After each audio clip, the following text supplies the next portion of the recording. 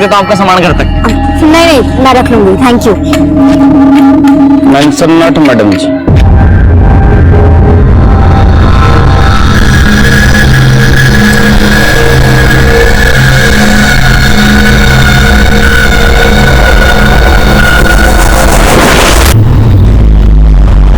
लो, हो गए फिर से दोनों शुरू।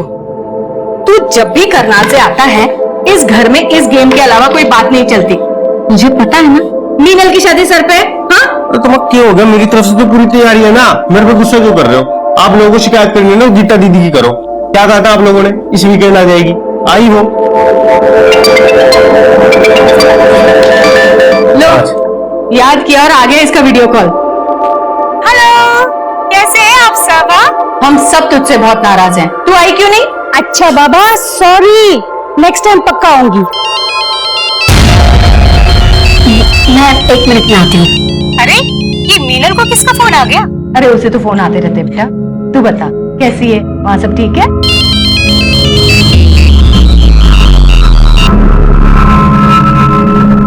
हेलो,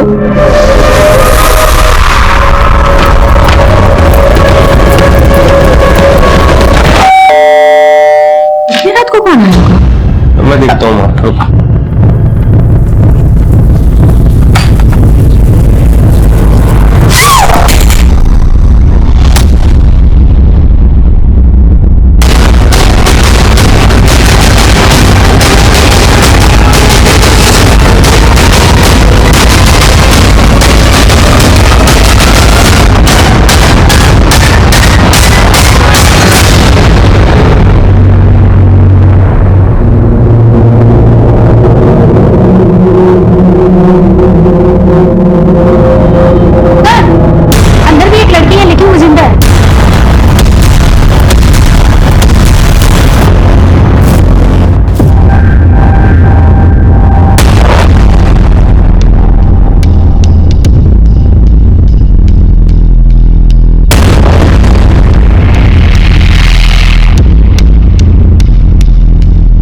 सर, घर में 2 मर्डर हुआ है और जो लड़की जिंदा है शायद उसके साथ रेप भी किया गया है। शायद उसको ही मारने का इरादा हो, लेकिन किलर को अंदाजा नहीं हुआ कि वो जिंदा है। सर, घर में लूट के साइन भी है। हो सकता है ये मर्डर्स लूट के इरादे से किए गए हैं। माना लूट हुई, लेकिन बॉडी को गौर से देखो। जिस बेरहमी से कत्ल किए गए, लगता है किसी ने पुरानी दुश्मनी निकाली। हो सकता है मोटिव मर्डर का ही हो और लूट मिसगाइड करने के लिए की गई, ताकि ये लगे कि ये सारे कत्ल किसी लूटने वाले गिरोह ने किए। सर, एक कॉलोनी का चौकीदार है रतन, कल रात को ही नाइट ड्यूटी पे था। सुबह सबसे पहले इसी ने घटना को विटनेस किया और आसपास के लोगों को इकट्ठा भी किया। ड्यूटी पे था तो? हाँ साहब। क्या देखा तूने? कुछ नहीं सर। इतना बड़ा कांड हो गया, तूने कुछ नहीं देखा? अब वो हमारी आंख लगी थी रात को। इसको नींद से जगा दो। चल साहब, मैंने कुछ नहीं किया साहब। विकास, प्रोसेस से पूछताछ करो और देखो आसपास कोई सीसीटीवी है या नहीं। सर,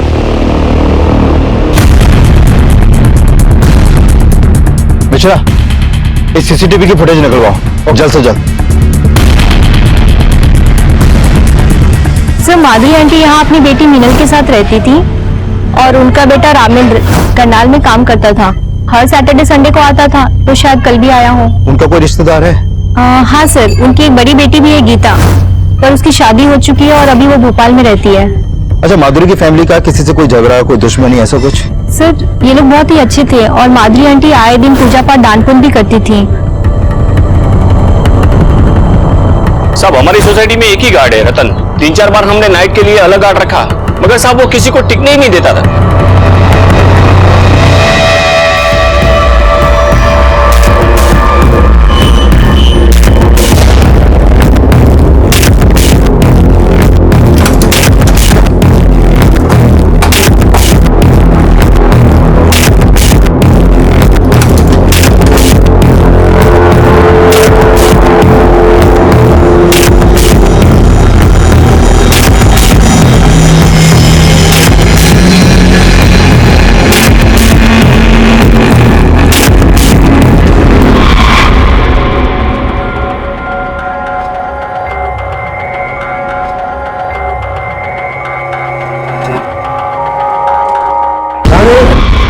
बज गए, मेरा जूस कहाँ है?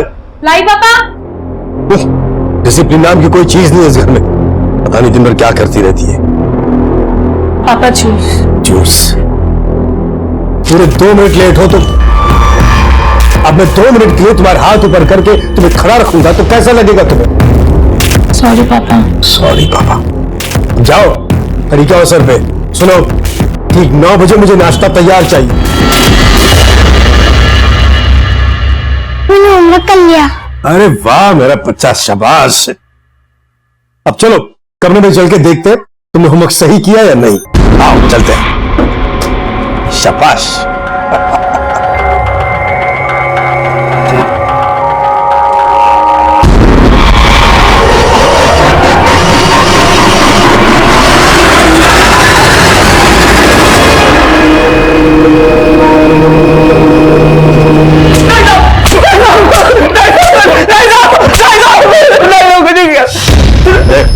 हम जानते हैं कांड तूने किया।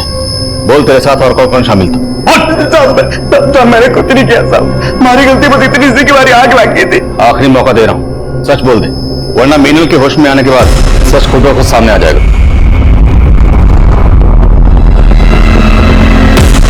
मीनू जी जिंदा? जिंदा है। तुम लोगों ने मारने की पूरी कोशिश की थी ना, लेकिन बच गए। साहब ये क्या कह रहे हो साहब? मैंने कुछ नहीं किया साहब, सच कह रहे हो, हमारी अम्मा की कसम खा के कह रहे हो साहब। ऐसे नहीं मानेंगे, तोड़ो साला। ये बेटा, तुम जिस बस्ती में रहते हो ना बेटा, वहां वैसी बहुत गंदगी होती है ना? तो अगर तुम रोज नहाओगे नहीं बेटा, फिर बीमार पड़ जाओगे, है ना बेटा? इसलिए रोज नहा करो। नहाने से ना बेटा मन बहुत खुश होता है और पढ़ाई में मन लगा रहता है कि नहीं? है कि नहीं? है कि नहीं? पापा जी, कितनी बार कहा है तुमसे मैं कमरे में नॉक करके आया करो? पापा जी वो चाय एक्चुअली। जो कहना बाद में कहो, जॉब ही है। जी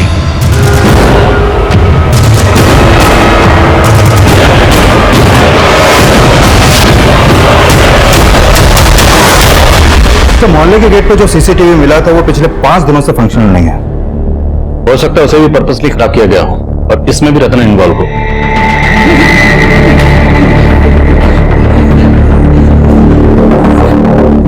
अब बोलेगा सच? मैंने कुछ नहीं किया, मुझे डर नहीं किया, बहुत डर लग रही था। अभी भी इसकी गर्मी निकली नहीं। इसको और लटाओ बर्फ की सिली पे, तब ये सच बोलेगा। मैंने कुछ नहीं किया था, मैं आपको एक बात बताना चाहता हूँ बोल। सब उस दिन ना मैंने आप ही के लोगों को देखा था साहब। हमारे लोगों को? मतलब पुलिस वालों को? हाँ साहब, पहले मैं ये बात बताने से आपको डर रहा था, लेकिन उस रात पुलिस वाले आए थे वापस, मेरी आग लगी हुई थी, इसलिए उनके पास जाने की मेरी हिम्मत भी नहीं हुई साहब। सब वहां पर रात काफी थी साहब, इसलिए अंधेरे में किसी के चेहरे नहीं देख पाया। सबने पुलिस की वर्दी पड़ी हुई थी साहब। अपनी बकवास बंद कर। थोड़ी देर बाद बोलेगा वहां 4 टेररिस्ट आए थे गाड़ी में, तो तेरी बात मान लेंगे हम? पूरी रात इसको बर्फ की सिली पे लेटा, तब इसकी गर्मी निकलेगी। सब मुझे पता था आप लोग मेरी बातों को विश्वास नहीं करोगे, इसलिए मैं नहीं बता रहा था साहब। सब ऐसा क्या रहा था? मैंने पुलिस वालों को देखा था। रानी, मैं बच्चों को पढ़ाने जा रहा हूँ, ठीक 8 बजे वापस आऊंगा। तब तक मुझे खाना तैयार चाहिए। ओके पापा। रस्सी जल गई लेकिन बल नहीं गया इस इंसान का। गनीमत समझो तुम्हारी शादी मुझसे करवा दी पापा ने। हाँ तुम्हारे लिए तो अच्छा है ना, लेकिन मेरा कहने को मैं इस घर का जमाई हूं, लेकिन मेरी औकात कुत्ते से ज्यादा नहीं है। और ये तुम्हारे बाप का कमीनापन है। शट अप अनिल, जबान संभाल के बात तुम करो। अपने पापा को संभालो ना। ये बच्चे पढ़ाने की समाज सेवा के नाम पे वो जो कुछ भी कर रहे हैं, इसका अंजाम क्या होगा तुम्हें कोई अंदाजा है? बस अनिल, मैं मानती हूँ पापा थोड़े गुस्सैल है, स्ट्रिक्ट है, और तुम मेरे पापा के बारे में इतना गंदा सोच भी कैसे सकते हो? गन्ना कर रहे हैं इसलिए बोल रहा हूं मैं। तुम्हारे पापा क्या कर रहे हैं, क्या करतूतें कर रहे हैं, वो सब मैं देख चुका हूं। तुम्हारे पापा के चक्कर में हम सब फंसने वाले हैं, एक भी बच्चे के अगर माँ बाप को ये पता लग गया ना, तो हम सबके सब जेल पे चले जाएंगे।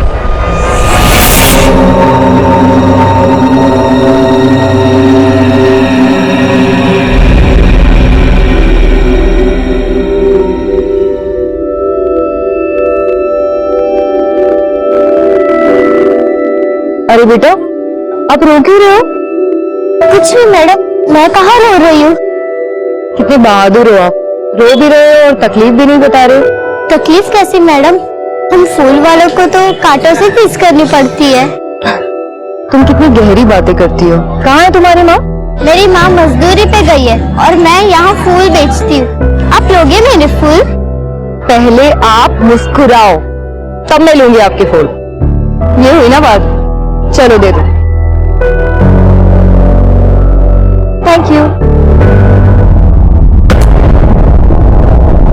ये रतन बार बार अपना बयान बदल रहा है। और ये अकेला नहीं होगा, इसके और भी साथी होंगे जिनके साथ मिलकर इसने इस लूट, कत्ल और बलात्कार की वारदात को अंजाम दिया। इस पूरी वारदात को सिर्फ मीनल ने विटनेस की। उसका बयान हमारे केस के लिए बहुत अहम है। उसकी तबीयत कैसी है? कंडीशन ठीक नहीं है सर उसकी, कुछ कह नहीं सकते कि बयान देने की हालत में कब आएगी वो। और वो माधुरी की बड़ी बेटी गीता, वो कब लौट रही? सर इन्फॉर्म कर दिया मैंने उसको, भोपाल में रहती है, आने में थोड़ा टाइम लगेगा। जैसे ही आती है मुझे इसके बारे में इन्फॉर्म करो। हो सकता है इसके बयान से हमें इस केस में कुछ मदद मिले। सर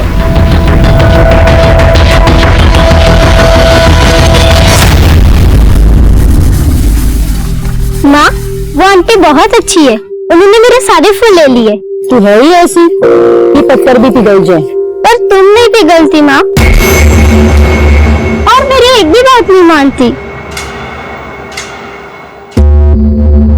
तू सोच ले, मैं तेरी निर्दयी माँ हूं, लेकिन तेरा भला ही सोचूंगी। मैं गमी sir. Comment. Sir forensic team को माधुरी के घर से ऐसे कोई भी अननोन फिंगरप्रिंट्स नहीं मिले हैं जो क्रिमिनल से बिलोंग करते हो। शायद क्रिमिनल्स ने हैंडक्लब्स पहने हों। सर रतन बोल रहा था कि वहां पर पुलिस की वर्दी में लोग आए थे, लेकिन मैंने पेट्रोलिंग टीम से चेक किया, उस रात वारदात के दौरान वहां पर कोई भी पीसीआर नहीं गई थी। मतलब ये रतन झूठ बोल रहा है। हो सकता है उसने खुद ही किसी गैंग को एंट्री दी। लेकिन सर रतन के कॉल रिकॉर्ड में इसका कोई क्लू नहीं मिल रहा।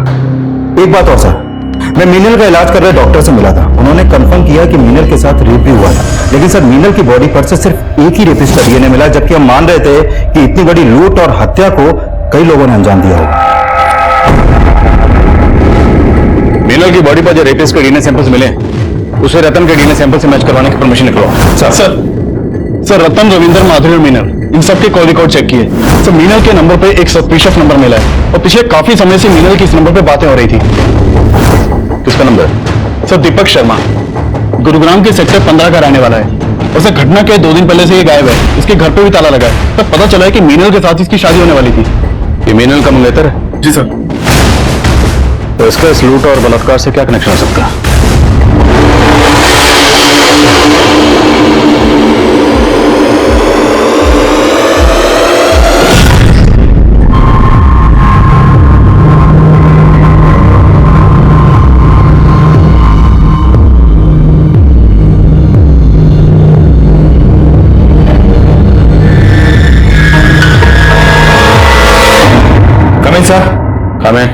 सर मीनल की बहन गीता आई है। बोला। सर उस रात मेरी सबसे फोन पे बात हुई थी, सब खुश थे। आपका पूरा परिवार खत्म हो गया, फिर भी आपको यहाँ आने में 24 घंटे से ज्यादा वक्त लग गया। सर मेरे हस्बैंड हॉस्पिटलाइज्ड है और यहाँ आने के लिए मुझे टिकट भी नहीं मिल रही थी। अब आपकी माँ तो रही नहीं, और वैसे भी मीनल तो आपकी सगी बहन तो है नहीं। अब आपकी माँ के गुजरने के बाद उनकी पूरी प्रॉपर्टी, घर बार सब कुछ तो आप ही का है, नहीं? आप कहना क्या चाहते हैं सर? वही जो आप समझ रही। हमें पता चला है कि आपकी माँ अपनी प्रॉपर्टी का 50% आपकी सौतेली बहन मीनल को देने वाली थी और बाकी का आपको और आपके भाई रामेंद्र को। सर आप जैसा सोच रहे ऐसा कुछ नहीं था। 50% का हिस्सा उसे देना वो तो माँ का अपना डिसीजन था सर।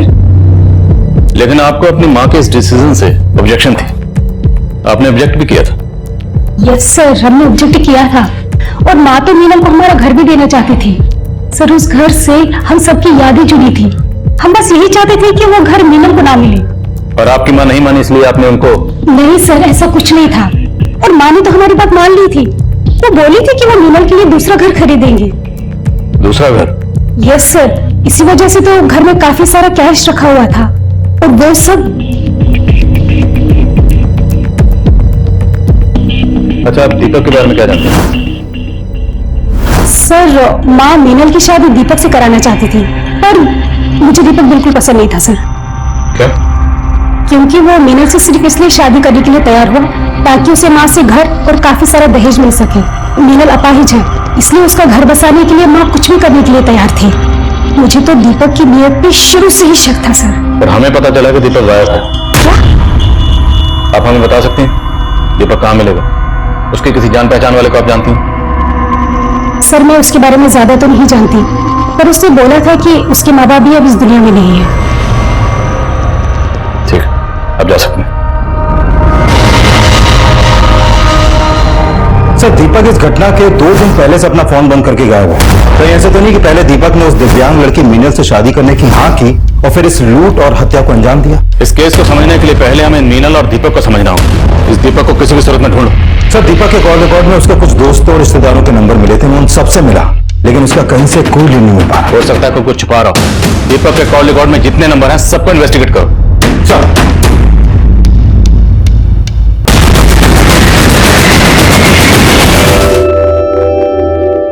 लाओ मैडम, मुझे दे दो, मैं संभालती हूँ इसे। हाँ, इसे थोड़ी देर के लिए तुम ले लो। Thank you so much. Lunch not. अरे वाह, तुम तो इंग्लिश भी बोल लेती हो। पढ़ाई करती हो? नहीं मैडम, अच्छा चलो, तुम इसे 2 मिनट संभालो, मैं अब भी आई। हाँ,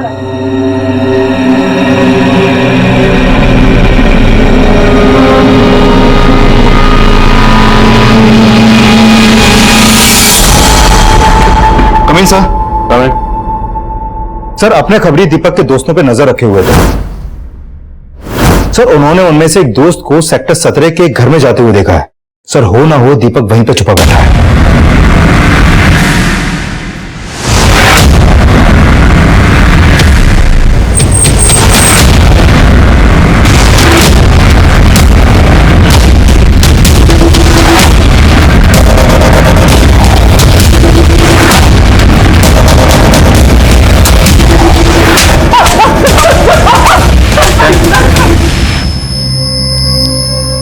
सर, मैं वैष्णो देवी गया हुआ था सर। मैं प्रीपेड नंबर यूज करता हूँ, इसलिए मेरा मोबाइल बंद हो गया सर। लेकिन जब मैं गुरुग्राम वापस आया, मुझे मालूम चला कि मीनल की फैमिली के साथ ये सब हो गया है। मैं बहुत डर गया था सर, इसलिए छुप गया था। तो डर इसलिए रहा था क्योंकि तू इस सब में शामिल है। नहीं सर, मेरा इसमें कोई हाथ नहीं है सर। सर, मैं तो मीनल से मिलने के लिए हॉस्पिटल भी गया था, लेकिन आप सबको वहां देखकर मेरी हिम्मत नहीं हुई सर। तो मैं जानता हूँ कि गीता मुझे पसंद नहीं करती, और मैं ये भी जानता हूँ कि सबसे पहला शक उसका मेरे पे आएगा सर। उसी डर से मैं छिपा हुआ था सर। आखिरी मौका दे रहा हूं, सच बोल दे। नहीं सर, ऐसा कुछ भी नहीं है सर, मैंने कुछ भी नहीं किया। ला प्रसाद इसको। दीपक के डीएनए को भी मीनल की बॉडी पर मिले रेपिस्ट के डीएनए से मैच करवाओ। देखते हैं क्या सामने आता है। मीनल की तबीयत कैसी है? सर, धीरे धीरे रिकवर कर रही है वो। लगता है बहुत जल्द बयान देने की हालत में होगी। रतन के अलावा माधुरी की बड़ी बेटी गीता और मीनल का मंगेतर दीपक भी हमारे प्राइम सस्पेक्ट। और इस वारदात का मकसद माधुरी की जायदाद के पीछे का लालच ही नजर आ रहा था। लेकिन इस केस के कई और पहलू, कई और ऐसे चेहरे थे जो तब हमें नजर नहीं आए थे। फूल बेचने वाली बच्ची सरिता, सरिता की मां रमाकांति और वहीं कर्नल अनंत चौधरी और उसका परिवार, वो सब इस केस के चेहरे थे। लेकिन ये सब चेहरे इस केस से कैसे जुड़ने वाले थे तब हमें पता ही नहीं था।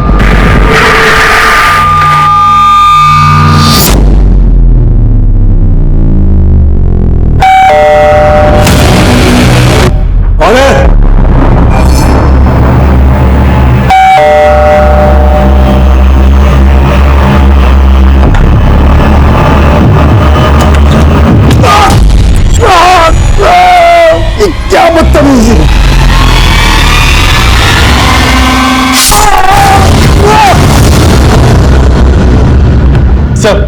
सर, कंट्रोल रूम में फोन आया था। सेक्टर 21 के एक घर में मर्डर हुआ है।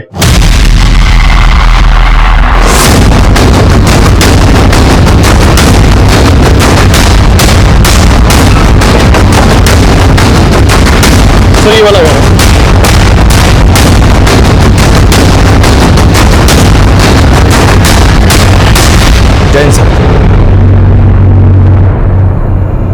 सर, ये कर्नल अनंत चौधरी हैं। अपने बेटी और दामाद के साथ यहाँ रहते थे। इनके साथ जब ये हादसा हुआ घर में यहाँ कोई नहीं था, और सुबह जब इनके बेटी दामाद यहाँ पहुंचे तो उन्होंने ये सब देखा। तो घर में लूटपाट भी हुई है। बेटी और दामाद कहाँ? सब आ रही है।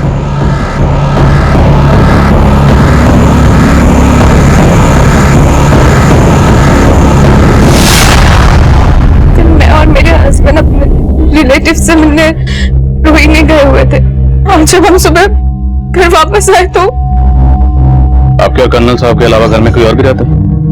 नहीं सर। आपको किसी भी शक? सर अभी कुछ भी समझ में नहीं आ।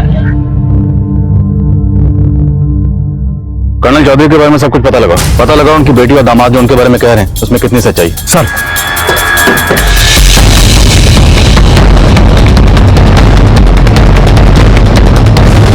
रात में यहाँ से किसी को आते जाते देखा था क्या?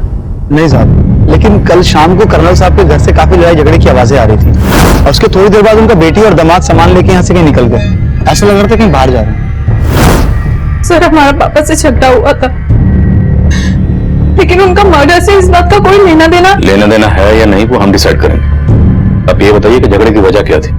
सर आपको पहले बता नहीं पाए, एक्चुअली मेरे ससुर जी अच्छे इंसान नहीं थे। जो भी कहना साफ साफ बोले। सर वो पेडोफिलिक थे। सर वो चैरिटी के नाम पे बच्चों को पढ़ाते थे, लेकिन उनकी इंटेंशन ठीक नहीं थी। वो किसी न किसी बहाने से बच्चों को घर पे ले आते थे। और क्या ये सब सच है? हाँ सर, इसी वजह से उस दिन हमारा पापा से झगड़ा हुआ था। अरे वाह, हैंडसम लग रहा है मेरा राजू। बहुत अच्छे लग रहे हो। हाँ? ये लो बेटा, ये पैसे अपने पापा को दे देना, ठीक है? जाओ, शाबाश। क्या है रानी, क्या बदतमीजी है? कितनी बार कहा है तुमसे मेरे कमरे में आने से पहले लॉक किया करो। एक मिलिट्री मैन की बेटी होकर इतनी भी डिसिप्लिन नहीं है तुम। कीजिए पापा, मैं इतने टाइम से अनिल की बातों को इग्नोर कर रही हूँ, पर वो सही है। तो शर्म आती है कि आप मेरे पापा। क्या मतलब, क्या है तुम्हारा? आप अच्छी तरह से जानते हैं कि आप बच्चों को कमरे में लाके उनके साथ लैंग्वेज। पहले आप अपनी हरकतें देखिए पापा। जी नहीं रहना ऐसे इंसान के साथ जो बच्चों के साथ ऐसी गंदी हरकतें करते। नहीं रहना मेरे साथ तो बेटा जाओ। हमें तो डर लग रहा था कि उनकी इन हरकतों की वजह से कोई बड़ा बवाल ना खड़ा हो जाए। तो आपको लगता है इनकी मौत के पीछे ये वजह हो सकती है? सर हो सकता है किसी बच्चे के पेरेंट्स को इसकी असलियत का पता लग गया, और वो किन किन बच्चों का आना जाना इस घर में? सर अभी कुछ दिनों से कोई राजू नाम का लड़का बार बार आ रहा था घर पे। रहता कहाँ है रोज? सर वो पास की बस्ती में रहता है। उसका स्केच बनवा सकते हैं?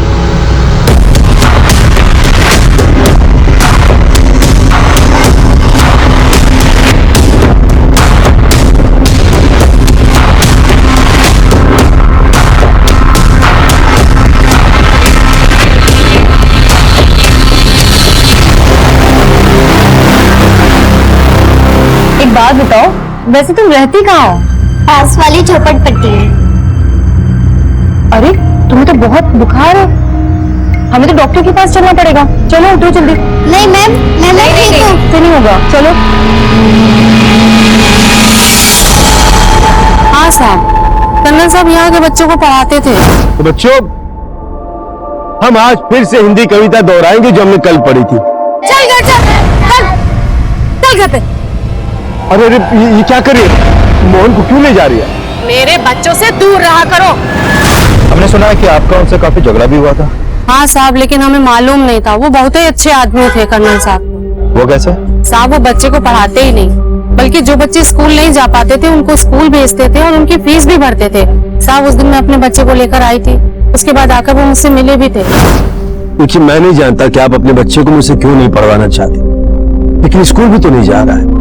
चलिए मुझसे मत पढ़वाइए, लेकिन इसका स्कूल में एडमिशन तो करवा दीजिए। ये लीजिए। साहब वो बच्चों को पढ़ाते ही नहीं, बल्कि उन्हें साफ सुथरा रहने की बात भी बोलते थे, और कुछ बच्चों को तो वो अपने घर ले जाकर नहलाते थे और उन्हें नए कपड़े देते थे। इस बच्चे को जानती हो? पता चला है कि इसी इलाके में कहीं रहता है ये। हाँ सर, ये तो राजू है। इसका परिवार तो 3 दिन पहले यहाँ से चला गया। कहाँ गया वो? मैंने सुना था उनको मजदूरी का काम मिल गया है दिल्ली में, तो वहीं चले गए होंगे। सर उस औरत ने ही नहीं बल्कि काफी लोगों ने कर्नल आनंद चौधरी के बारे में अच्छा बोला है। काफी लोगों की मदद करते थे वो। लेकिन सर समझ में नहीं आ रहा कि रानी और अनिल को ये क्यों लगा कि वो पेडोफाइल है। अब या तो ये दोनों झूठ बोल रहे हैं, या हो सकता है उनकी गलतफहमी थी। और उन लोगों ने इस राजू नाम के बच्चे का स्केच बनवाया तो 3 दिन पहले अपनी फैमिली के साथ कहीं चला गया। इसका क्या चक्कर हो सकता है? सर ये मुन्ना है, हिस्ट्री शीटर है। सर कर्नल के घर पे फोरेंसिक टीम को एक अननोन आदमी के फिंगरप्रिंट्स मिले थे। हमने अपने डाटाबेस से वो फिंगरप्रिंट मैच करके देखे, वो इस मुन्ना हिस्ट्री शीटर के फिंगरप्रिंट से मैच करते हैं। सर मुन्ना राजस्थान की एक जेल में लूटपाट और चोरी के इल्जाम में बंद रह चुका है। काफी टाइम पहले वहां से छूट गया था, लेकिन अभी अंडरग्राउंड है। तो हो सकता है इस हिस्ट्री शीटर मुन्ना ने कर्नल चौधरी का कत्ल किया। तो ये भी हो सकता है किसी ने इसको सुपारी दी। लेकिन सवाल यह है कि सुपारी किसने दी होगी? सर हो सकता है ये सुपारी रानी और अनिल ने दी, क्योंकि पता चला है कि रानी और अनिल की कर्नल आनंद चौधरी से बिल्कुल नहीं बनती थी और कर्नल के मरने के बाद जायदाद भी उन्हीं की होने वाली थी। तो शायद रानी और अनिल ने हमें कर्नल के बारे में रॉन्ग इन्फॉर्मेशन दी। दोनों की बैकग्राउंड चेक करो और ये भी चेक करो क्या कर्नल की बैकग्राउंड में कोई ऐसा था जिसका इस हिस्ट्री शीटर मुन्ना से ताल्लुक। माना कि मैं उनकी सगी बेटी नहीं थी, लेकिन उन्होंने हमेशा मुझे अपनी बेटी की तरह ही पाला था। उनके कहने पे ही मैं दिल से शादी कर रही थी। उस दिन रात को रामेंद्र भैया करनाल से वापस आते, हम बहुत खुश थे सब।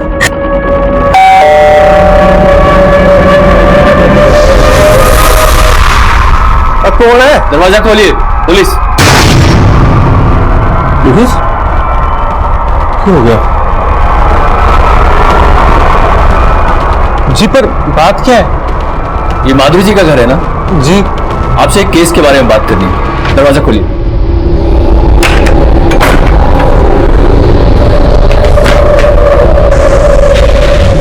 ये कौन है? जी ये मेरा बेटा है।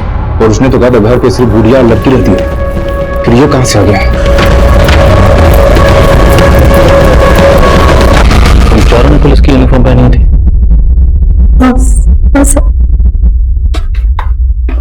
सर मतलब रतन वाकई में सच बोल रहा था कि उस रात पुलिस यूनिफॉर्म में कोई गैंग आया था। लेकिन ऐसा कौन सा गैंग हो सकता है जब पुलिस यूनिफॉर्म पहन के इस तरह का कांड करे? पता करो, क्या पहले भी कभी किसी गैंग ने इस तरह का कांड किया? सर अरे तुम्हें तो बुखार था ना, तुम बेडरूम से यहाँ क्यों आई? और ये एप्पल मैं तुम्हारे लिए लेकर आई हूँ। मेरा बुखार तो उठ गया, और वैसे बिना छोटू बेबी को देखे मेरा मन नहीं लगता। और छोटू बेबी का भी तुम्हारे बिना मन नहीं लगता। वो क्या है, छोटे बेबी को दूर से ही प्यार, वो क्या कहते हैं, इन्फेक्शन। हाँ देखो छोटू बेबी, तुम्हारी मासी कितनी समझदार है। मैं मासी हूँ। सरिता मासी। मासी? सरिता मासी? Coming sir. काम। सर माधुरी के घर पर हुए अटैक से कुछ दिन पहले मानेसर हाईवे पर कुछ पुलिस वर्दी पहने हुए लोगों ने एक ट्रक चलाने वाले को उसका ट्रक रोक कर लूटपाट की थी और यह केस मानेसर थाने में दर्ज हुआ था। और उस समय उस ट्रक का हेल्पर किसी भी तरह अपनी जान बचाकर वहां से भाग निकला, लेकिन उसने उन क्रिमिनल्स के स्केच बनवाए थे। ये देखिए सर।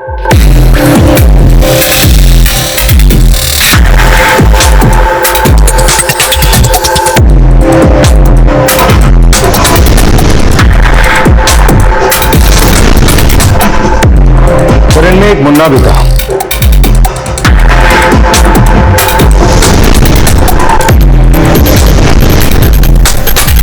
और यही मुन्ना कर्नल चौधरी और माधुरी के घर पर भी मौजूद था।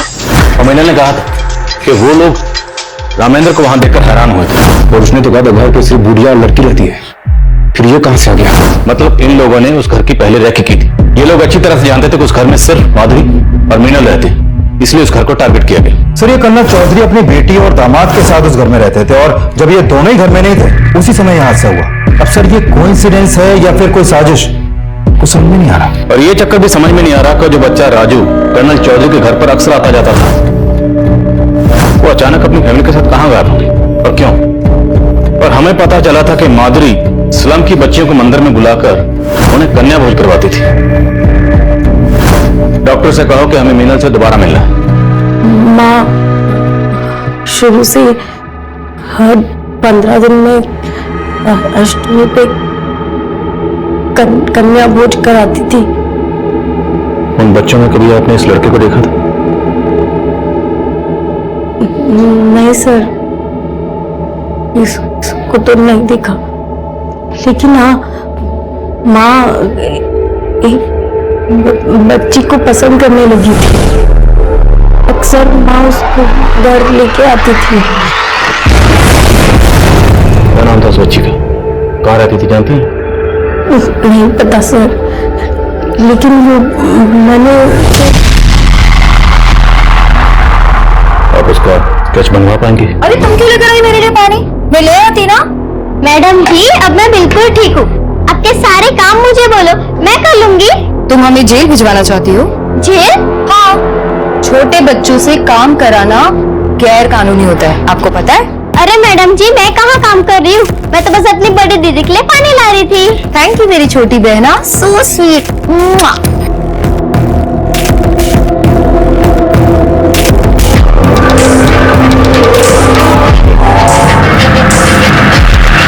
सर मीनल ने जिस बच्ची का स्केच बनवाया था मैंने इसके बारे में मंदिर में पता किया, लेकिन सर ये काफी टाइम से वहां पर देखी नहीं गई है। लेकिन ये पता चला है कि इस बच्ची का नाम सरिता है। और सर जितने भी लोगों से मैंने इस बच्ची के बारे में पूछताछ की, निकलकर यही सामने आया कि बच्ची सरिता माधुरी के घर पे हुए अटैक से पहले गायब हो गई थी। और वो बच्चा राजू, वो भी कर्नल के घर पे अटैक होने के 2 दिन पहले गायब हुआ था। लेकिन सर इन बच्चों का मुन्ना जैसे हिस्ट्री शीटर से क्या कनेक्शन हो सकता है? कुछ ना कुछ कनेक्शन तो है विकास, अब क्या कनेक्शन है ये पता लगाना होगा। खबरों को काम पे लगा, दोनों केसेस की इंफॉर्मेशन निकलो। सर हमें ऐसा लग रहा था कि राजू और सरिता ऐसे दो चेहरे थे जो इन दोनों ही केसेस को जोड़ने वाली कड़ी थी, लेकिन उनका हिस्ट्री शीटर मुन्ना से क्या कनेक्शन हो सकता था, ये जानने के लिए हमने दिल्ली, हरियाणा और राजस्थान के तकरीबन सारे पुलिस स्टेशन की पुरानी फाइलों को छान मारा। पुलिस टीम और खबरियों की दिन रात की मेहनत के बाद हमारे हाथ ऐसी इंफॉर्मेशन लगी जिसने इस केस का एक अलग ही पहलू हमारे सामने रख दिया। माधुरी और कर्नल चौधरी के घर पर लूट की वारदातों को अंजाम देने वाला कोई और नहीं बल्कि यही गैंग है, फ्लिचर गैंग।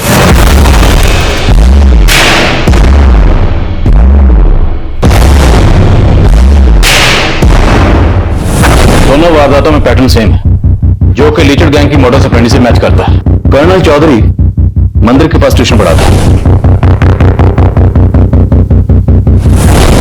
और माधुरी एक कन्या भोजन के लिए अपने घर के पास वाले स्लम से कन्याओं को बुलाकर मंदिर में भोजन करवाते हैं। अब कर्नल चौधरी के घर के पास के स्लम में रहने वाला बच्चा राजू अब गायब है और माधुरी की बहुत करीब बच्ची सरिता भी। मतलब साहब लीचर गैंग बच्चों की मदद से काम करते हैं। वो पहले खुद अपना टारगेट चुनते हैं और फिर बच्चों से उस टारगेट की रैकी करवाते हैं।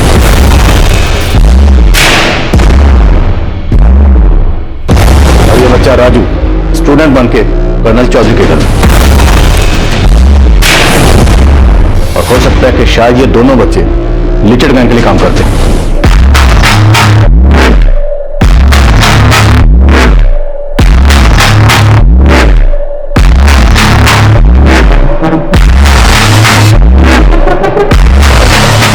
लीचर गैंग का एक पैटर्न है, जो बच्चे उनके टारगेट की रैकी करते हैं, वारदात होने के 2-3 दिन पहले से ही वो बच्चे गायब हो जाते और फिर उस गैंग की दूसरी टीम टारगेट पर धावा बोल देती।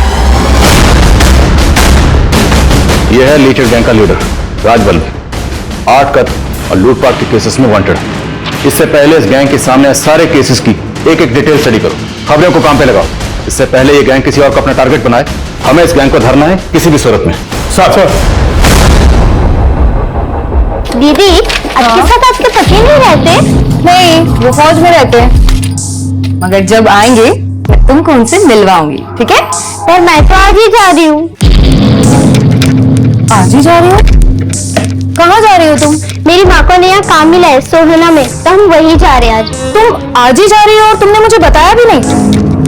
खैर छोड़ो, सोहना में कहाँ, हम तुमसे वहां पर मिलने आएंगे। वो तो पता नहीं, पर हाँ मैं अपनी माँ से पूछकर आपको फोन करूंगी। पक्का? पक्का। ठीक है, बाय दीदी, अब मैं जाऊँ? नहीं 1 मिनट।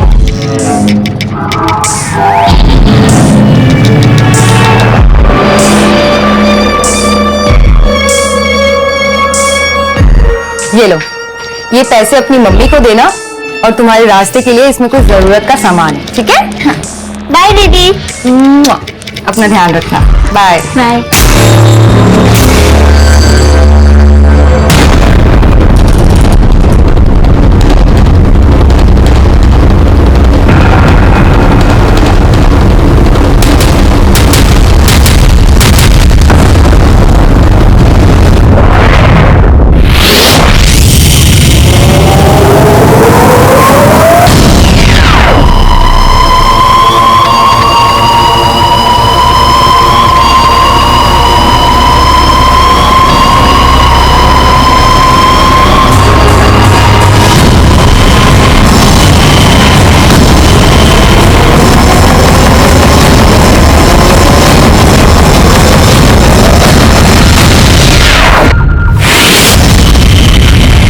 बोलो।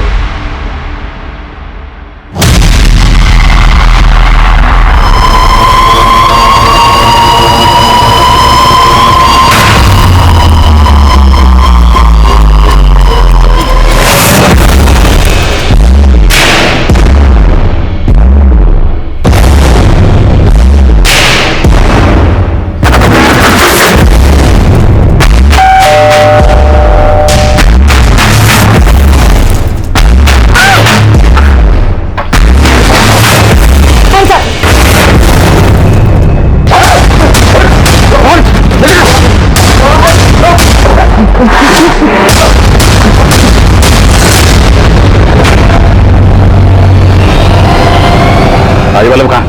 बोलो बोलो राजवल्लभ कहाँ? एक तरफ जहां हमने अनीता के घर में होने वाली लूट की कोशिश को नाकाम कर दिया था, वहीं दूसरी तरफ हमारे एरिया के एक और घर को टारगेट बनाया गया था, जहां माधुरी और कर्नल के घर की तरह ही न सिर्फ लूट हुई थी बल्कि उस घर में रहने वाले अकेले बुजुर्ग का कत्ल भी कर दिया गया था। इस वारदात की मोडस ऑपरेंडी भी लीचर गैंग से मिलती जुलती नजर आ रही थी, लेकिन अनीता के घर से हमने जिन मुजरिमों को पकड़ा था उनके बयान एक बार फिर से इस केस को उलझाने वाले थे। लीचर गैंग के लिए काम करते ना? नहीं साहब, हम किसी लीचर गैंग के लिए काम नहीं करते साहब, हम तो वहां चोरी करने गए थे साहब। सरिता ने उस घर की रेकी की और सरिता ने माधुरी के घर की रेकी भी की थी जहां तुम लोगों ने पहले लूट की और फिर उस घर को लूटा। और वो लड़का राजू, वो भी तुम्हारे गैंग के लिए काम करते हैं। उसी की मदद से तुम लोगों ने कर्नल का घर लूटा और उसका कत्ल किया। साहब हमने किसी का कत्ल नहीं किया साहब, और हम किसी भी सरिता और राजू को भी नहीं जानते साहब। ऐसे नहीं मानेंगे, तोड़ो इन्हें। ये सब अपने आदमियों को बचाने की कोशिश कर रहे हैं। सर इनमें से तो कोई सच ही नहीं उगल रहा है। एक बार फिर से अनीता को मिलते हैं, हो सकता है वो हमें सरिता के बारे में कुछ ऐसा बता सके जिससे हमें राजवल्लभ और उसके बाकी आदमियों तक पहुंचने में मदद मिले। Right sir. जब सरिता यहाँ से गई थी तो उसने आपसे कुछ कहा? कोई भी ऐसी बात जो हमें उन तक पहुंचने में मदद कर सके? सर मैंने जब उसे 2000 रुपए दिए थे तो वो 10-15 मिनट के बाद फिर से मेरे पास वापस आई थी। ये लो, ये पैसे अपनी मम्मी को देना और तुम्हारे रास्ते के लिए इसमें कुछ जरूरत का सामान है। दीदी सरिता क्या हुआ? तुम रो क्यों रही हो? दीदी मुझे माफ कर दो। माफ कर दो? लेकिन हुआ क्या? दीदी आप चले जाओ वरना वो लोग आके आपको मार देंगे। मार देंगे? सर उसी के बाद मैंने आपको सरिता के बारे में इन्फॉर्म किया था। लेकिन हाँ सर, सरिता बोल रही थी कि वो अपने मम्मी पापा के साथ सोना जा रही है। सोना? इस छोरी ने फिर से हमारे साथ दगा करा है। वो तो इसके हाव भाव से मन में पहले ही पता चल गया था कि वो हमने फंसवाएगी, इसलिए मैंने वहां अपने दूसरे आदमियों को भेजा था। राजवल्लभ भाई, पुलिस ने उन्हें पकड़ लिया है। वो लीचर गैंग के वफादार आदमी है, मुंह नहीं खोलेंगे। लेकिन ये सरिता, इसने इसके की सजा जरूर मिलेगी। हमारे गैंग का यो नियम है, जो भी दगा करे है उसने सजा मिले, और सरिता तन्ने भी सजा मिलेगी।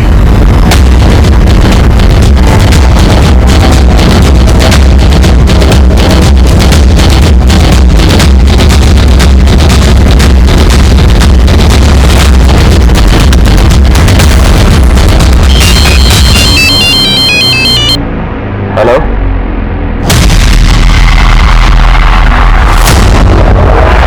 गाड़ी घुमा, आगे से उतर लो।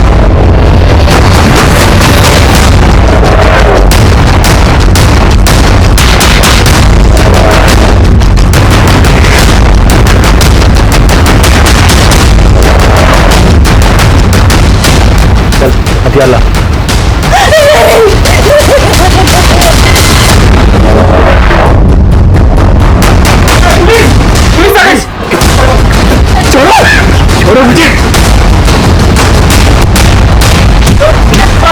तुझे क्या लगा था तेरे आदमी मुंह नहीं खोलेंगे तो तुझ तक पहुंच नहीं पाएंगे? लेके जा,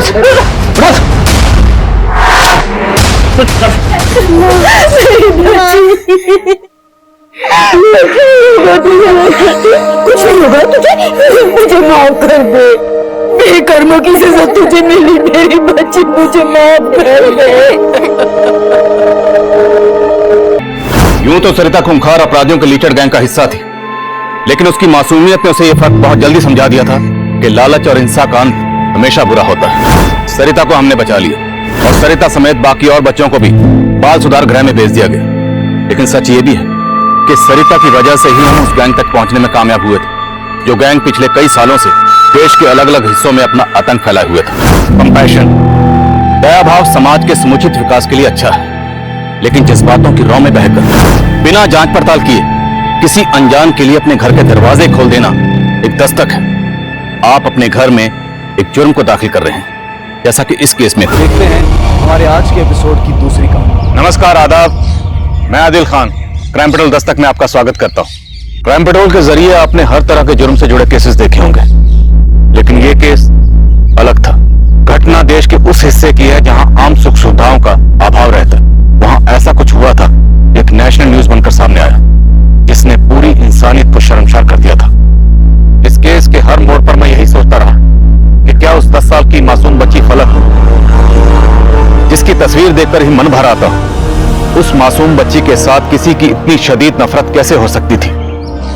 फलक, अरे कहाँ भागती जा रही है? सुन तो, अरे फलक, फलक, और लकड़ियां नहीं चाहिए, चल तू वापस आ जा। अरे चलते, न जाने मौसम कब खराब हो जाए, इसलिए मैं ज्यादा से ज्यादा लकड़ियां काट कर रख लेती हूँ, बाद में काम आ जाएगी। अरे तू तो बुजुर्गों जैसी बातें करने लगी। अम्मी, आप ही तो कहते हो कि मैं आपकी दादी अम्मा हूँ, तो इस दादी अम्मा की बात मानो और घर जाओ। मैं लकड़ियां भी काट लाऊंगी और खेत भी लूंगी। ठीक है मेरी दादी अम्मा, लेकिन घर जल्दी आ जाना। हाँ ठीक है अम्मी।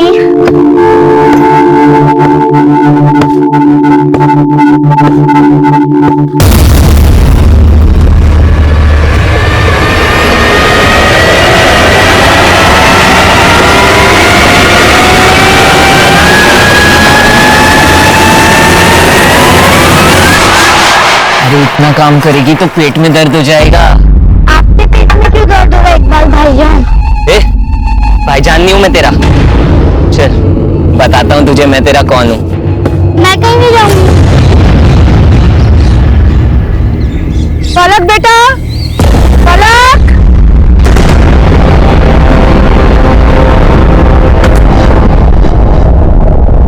फलक बेटा, फलक, फलक,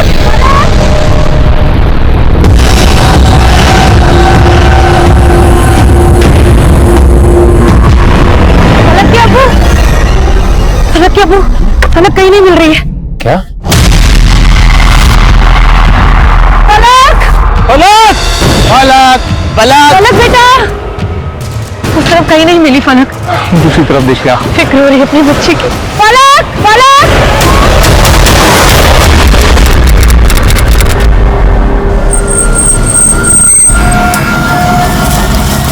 और कितनी दूर है? बस अब ये पहुंच के साथ। रंजीत, बॉडी को देख के लगता है बच्ची के साथ रेप भी हुआ है। बॉडी को पोस्टमार्टम के लिए भिजवाने का बंदोबस्त करो। सर,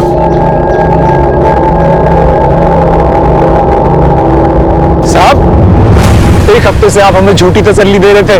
मैंने आपको पहले भी बोला था, इकबाल ने फलक की आबरू पे हाथ डाला था, लेकिन फिर भी आपने उसको अंदर नहीं किया। देखो सलीम, हमने तहकीकात की थी, लेकिन इकबाल के खिलाफ हमें एक भी ठोस सबूत नहीं मिला, तो हम क्या करते? लेकिन साहब, मैं बोलूं, वो इकबाल ने, तुम्हारी बेटी पहले लापता थी, लेकिन अब उसकी लाश मिली। तुम इकबाल की परवाह मत करो। सलमान साहब, इस इकबाल को उठा के लाओ।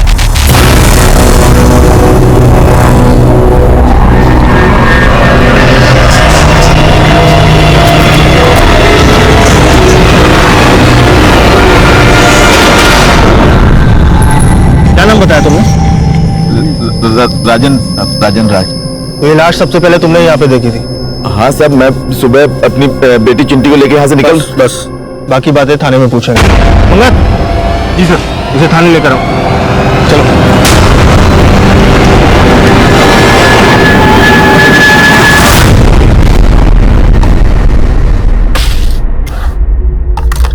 माजिद।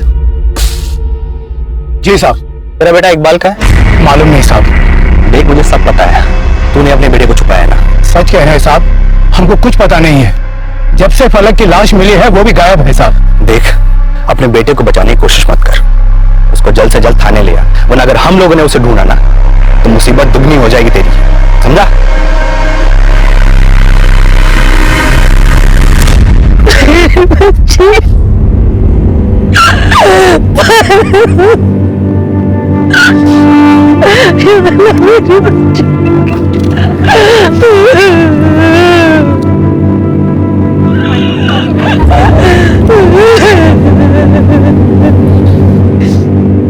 उस इकबाल ने क्या हालत कर दी मेरी बच्ची की।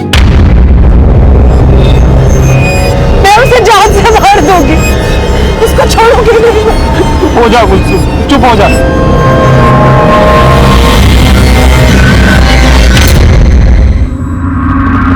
तूने हमें जहां वो लाश दिखाई, वो एरिया हम पूरे एक हफ्ते से छान रहे थे, लेकिन वो लाश सिर्फ तुझे ही दिखाई दी। ऐसा क्यों? साहब, मेरा भी रोजाना उस रास्ते से आना जाना रहता है। मुझे लगता है साहब कल रात में किसी ने लाश जंगल में फेंक दी होगी। ऐसा भी तो हो सकता है वो लाश तूने फेंक दी हो। पहले उस बच्ची फलक के साथ तूने एक हफ्ते तक रेप किया और जब जी भर गया तो उस लड़की को मार के वहां फेंक दिया। क्या कह रहे हो साहब? मैं 5 बच्चे वाला आदमी हूँ और फलक मेरी बेटी की उम्र की थी। लेकिन फलक थी वनराय समुदाय की और तू ठहरा पौरा समुदाय का। लकड़ी काटने से लेकर छोटी छोटी बातों पर तुम लोगों का झगड़ा होता रहता है। हो सकता है उस लड़की को मार के तूने बदला ले लिया। नहीं साहब, माना कि हमारे समुदाय के बीच में दुश्मनी है, लेकिन साहब हमने आज तक एक दूसरे की बहू बेटियों पे हाथ नहीं डाला। और साहब वो तो बच्ची थी। जब तक ये तहकीकात खत्म नहीं हो जाती तू ये गांव छोड़कर जा नहीं सकता कहीं भी। चल निकल यहां से।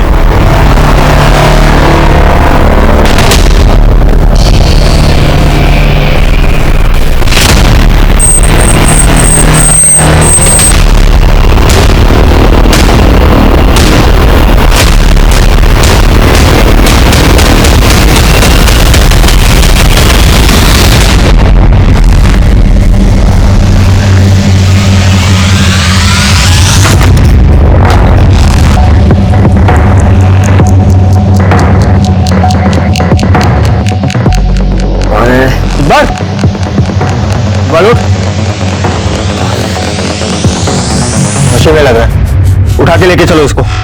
उठाओ।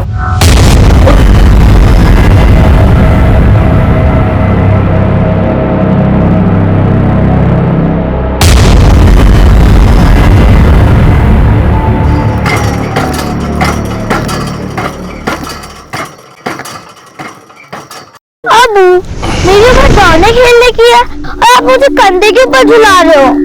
अरे नीचे उतारो ना अबू। यहाँ इतनी चढ़ाई है और पत्थर भी बहुत ज्यादा है, तू चलेगी कैसे? आप नीचे तो उतारो अबू, मैं आपको दौड़ के भी दिखा दूंगी। उतारो ना अबू। अच्छा, जो हुक्म मेरे आका। भागो। भाग। अबू, अगर मैं भागी ना तो आप पीछे छूट जाओगे, इसलिए अच्छा है अपन साथ साथ ही चलते हैं और आपको थकान भी नहीं होगी। अरे तू इतना बक करती है ना कि थकान क्या, सारी फिक्र उड़ जाती है। तू तो हमें सच में छोड़ के चली गई फलक। फलक मेरी बच्ची। माजिद, माजिद, पुलिस इकबाल को पकड़ कर ले गई। क्या? हाँ, आज तक हमारे इलाके में कभी पुलिस नहीं आई। अरे आपसे झगड़े भी हमने मिलकर सुलझाए हैं और इस सलीम की वजह से, अरे इस सलीम की वजह से आज मेरे बेटे को पुलिस उठाकर ले गई। अरे तेरे बेटे ने जो मेरी बेटी के साथ किया वो अगर मेरे सामने आ गया ना तो मैं काट के फेंक दूंगा कमीने को। देखा देखा भाइयों, देखा कैसे बिरादरी में रह गई है, आप दिखा रही है, आप भी तो देख रहे हो ना। देखो माजिद सही कह रहा है। अरे मेरी बेटी के साथ जो हुआ उसका मामला आपस में भी निपटा सकते थे, क्या जरूरत थी पुलिस को बुलाने की? पुलिस को बुलाकर तुमने बहुत बड़ी गलती की है।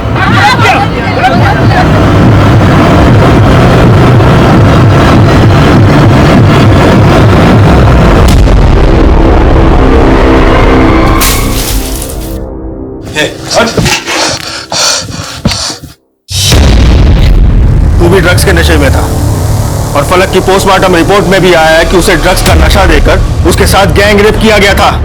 तो बता, तेरे साथ कौन कौन लोग थे जिन्होंने उसका रेप किया? बोल। हाँ, मैंने कुछ नहीं किया है। कुछ नहीं किया? झूठ बोलता है? तो फिर तू वहां क्या कर रहा था? तेरी पहले से ही बुरी नजर थी ना फलक के ऊपर। पहले भी तूने उसके साथ छेड़खानी की थी ना? बोल। साहब, मानता हूँ मैंने पहले उसके साथ, लेकिन मैंने अब कुछ नहीं किया साहब। झूठ बोलता है? तो फिर वो ड्रग्स कहां से लाया जो तूने फलक को दिए थे? मैंने फलक को कोई ड्रग्स नहीं दिया साहब, मैंने कुछ नहीं किया है साहब। तू ऐसे नहीं मानेगा, तेरी खातिरदारी करनी पड़ेगी। सलमान, शुरू हो जाओ।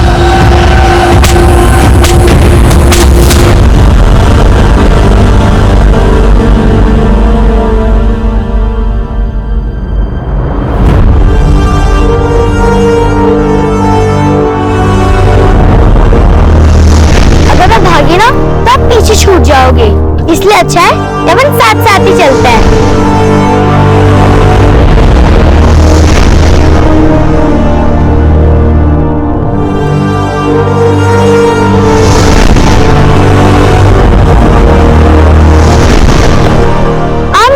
आप ही तो कहते हो कि मैं आपकी दादी अम्मा हूँ, तो इस दादी अम्मा की बात मानो और घर जाओ। मैं लकड़ियाँ भी काट लाऊंगी और खेत भी लूंगी।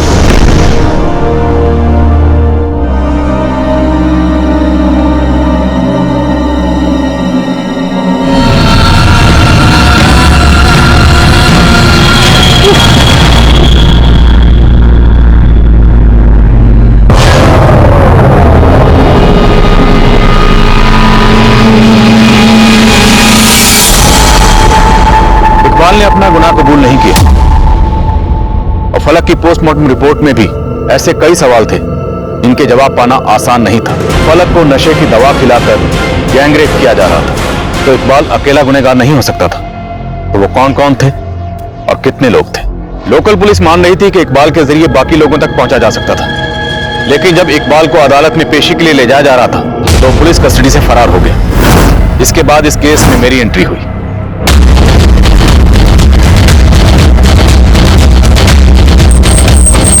इकबाल पुलिस कस्टडी से कैसे भाग सकता है? जवाब दीजिए सर, फलक को इंसाफ कब मिलेगा? देखिए, फलक को इंसाफ दिलाना हमारी जिम्मेदारी है और वो हम दिलाकर रहेंगे। और रही बात इकबाल की, उसे हम जल्दी ढूंढ लेंगे। Thank you. सर एक मिनट सर, एक सवाल सर।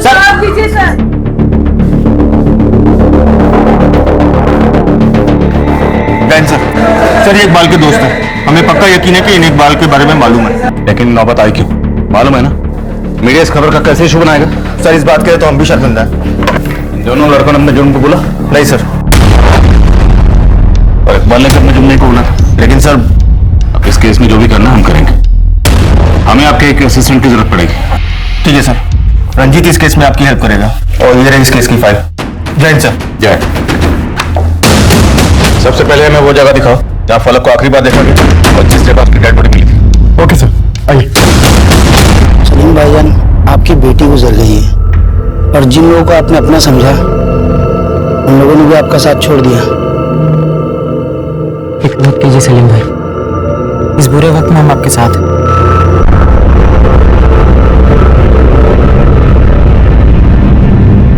ये सलीम भाई हमसे कुछ बोल क्यों नहीं रहे? कहीं वो पहले वाली नाराजगी तो नहीं पाल रखी है? तो फिक्र मत कर, जख्म ज्यादा गहरा है और इस जख्म को हमें ही भरना होगा।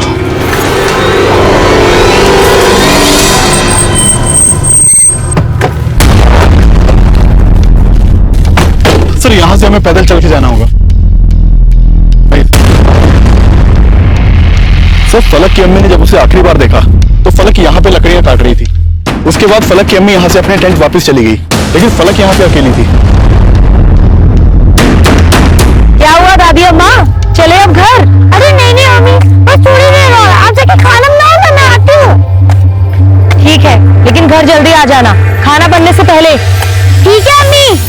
सर कुछ घंटे बाद फलक की अम्मी जब उसे ढूंढते हुए यहाँ पहुंची तो फलक यहाँ नहीं थी और यहाँ पे कुछ लकड़ियां पड़ी हुई थी जिन्हें शायद फलक ने काटा था। यानी यहाँ से उसको अबडक्ट किया गया, तो फलक को यहाँ से ले जाकर 7 दिन तक कैद रखा गया। लेकिन सर फलक को यहाँ से कहाँ ले जाया गया, इसका कोई ट्रेल नहीं मिला था। फलक की डेड बॉडी कहाँ मिली थी? सर फलक की लाश यहाँ पे मिली थी। लाश बहुत ही बुरी कंडीशन में थी, देख के हम सबकी रूह तक कांप गई थी। 7 दिन तक लगातार फलक को ड्रग दिया जा रहा था, वो भी एम्प्टी स्टमक, और लगातार उसका गैंग रेप किया जा रहा था। इतनी नफरत अकेले इकबाल तो नहीं निकाल सकता। क्या कुछ सहा होगा उस मासूम ने, सफर करना भी मुश्किल है। और हैरानी की बात यह है कि फलक की बॉडी पर कोई डीएनए नहीं मिला, तो साफ है फलक की बॉडी को पहले पानी डालकर नहलाया गया, फिर उसे यहां लाकर डंप कर दिया गया ताकि डीएनए मिले ही नहीं। माना कि इकबाल पुलिस की कस्टडी से भागा, लेकिन वो अकेला सस्पेक्ट नहीं लगता। 18 साल के बच्चे का इतना दिमाग हो सकता है? जरूर इस सब के पीछे किसी और का दिमाग। मतलब सर, अगर ये इकबाल हमारे हाथ आ जाए तो बाकी के रेपिस्ट का भी पता चल सकता है। लेकिन इकबाल के हाथ लगने तक हम हाथ पे हाथ रख के तो नहीं बैठ सकते ना। एरिया की जितनी भी मेडिकल शॉप्स हैं सब जगह पता करें, कहीं ना कहीं से वो नशीली दवाई खरीदी गई है जिसके ट्रेसेस फलक की बॉडी में मिले, उसके जरिए भी हम कातिलों तक पहुंच सकते हैं। Okay sir. फलक के स्कल पर जो इंपैक्ट था उसे किसी भारी पत्थर से मारा गया और उसके बाद उसकी बॉडी को यहाँ लाकर डंप किया गया, लेकिन वो पत्थर आसपास कहीं नहीं मिला। करेक्ट? Yes sir. यानी कि सर उस पत्थर को वहां फेंका गया होगा जहां फलक का रेप और मर्डर किया गया था। राइट। फलक को 7 दिन तक इसी जंगल के रेडियस में कहीं कैद कर रखा गया होगा। पूरा जंगल छान मारो। रंजीत सर, इकबाल जंगल में जहां छुपा हुआ था वो जगह कहाँ? समझ ले चलता हूँ। तो जहां से हमने इकबाल को अरेस्ट किया था ये वही घर है। जंगल के बीचों बीच इस सुनसान जगह पर यह घर किसने बनवाया? सर वो पहाड़ी पे आप झंडा देख रहे हैं, वहां एक मंदिर है। ये घर मंदिर ट्रस्ट वालों ने ही बनवाया था। दरअसल ट्रस्ट वाले यहाँ पे धर्मशाला बनवाना चाहते थे, लेकिन फंड पूरा ना होने की वजह से काम बीच में रोक दिया गया। सर ये घर तब से यूं ही सुनसान पड़ा हुआ था। तो हमने घर और घर के आसपास पूरी छानबीन की थी, लेकिन ऐसा कोई भी सबूत नहीं मिला जिससे ये पता चल सके कि फलक को यहाँ रखा गया होगा। फोरेंसिक टीम को बुलाओ, पूरा घर स्कैन करवाओ। हो सकता है कोई टेक्निकल एविडेंसेस मिले। वो पत्थर जिससे फलक का चेहरा कुचला गया था वो भी आसपास ही कहीं हो। छान मारो।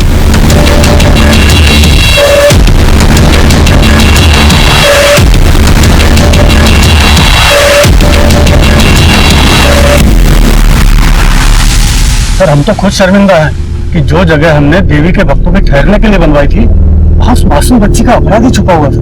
बहुत प्यारी बच्ची थी साहब, कोई ऐसा घिनौना काम कैसे कर सकता है उस बच्चे के साथ? आपकी तारीफ? सर ये इस मंदिर के ट्रस्टी हैं। 21 अप्रैल को यहाँ पे कोई भंडारा था? जी साहब। हाँ साहब, काफी लोग आए थे आसपास से। 21 अप्रैल को फलक की लाश मिली थी। इस भंडारे में कितने लोग शामिल हुए थे? आसपास के इलाके के तकरीबन 400-500 लोग प्रसाद ग्रहण करके गए हैं। इतना बड़ा उत्सव था तो उसकी वीडियो रिकॉर्डिंग भी हुई होगी। हाँ साहब, आप बताइए हम कैसे मदद कर सकते हैं आपकी? मुझे भी रिकॉर्डिंग देखनी है। ठीक है साहब, मैं इंतजाम करवाता हूँ। जितनी जल्दी हो सके इंतजाम करवाइए प्लीज। हाँ ले। एक बात पता चली है सर, फलक के पेरेंट्स को उसकी वंडाई कम्युनिटी ने अपनी कम्युनिटी से बाहर निकाल दिया था, क्योंकि उसने अपनी कम्युनिटी के इकबाल को अंदर करवाया था। और अब वो लोग सलीम को वापस अपनी कम्युनिटी में लेने के लिए उस पर दबाव डाल रहे हैं कि वो इकबाल के ऊपर से अपना केस वापस ले ले।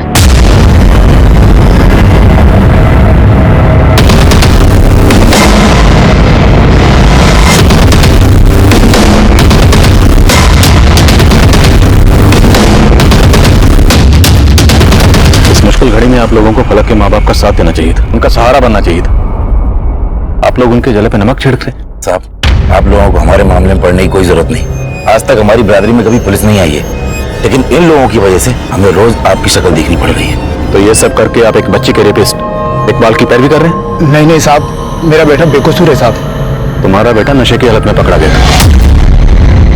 अब फलक को नशा देकर ही उसका रेप किया जा रहा था, और तुम्हारा बेटा बेकसूर है तो भागा क्यों? फलक के साथ गैंग रेप किया गया। हो सकता है उसके बाकी मुजरिम भी यही मौजूद हो, इनको बचाने की तुम सब कोशिश कर रहे हो। साहब, हम किसी को बचाने की कोशिश नहीं कर रहे हैं। हम लोगों को 2 वक्त की रोटी बड़ी मुश्किल से नसीब होती है, और हमारे बच्चों के पास ऐसा करने के लिए पैसा कहाँ से आएगा?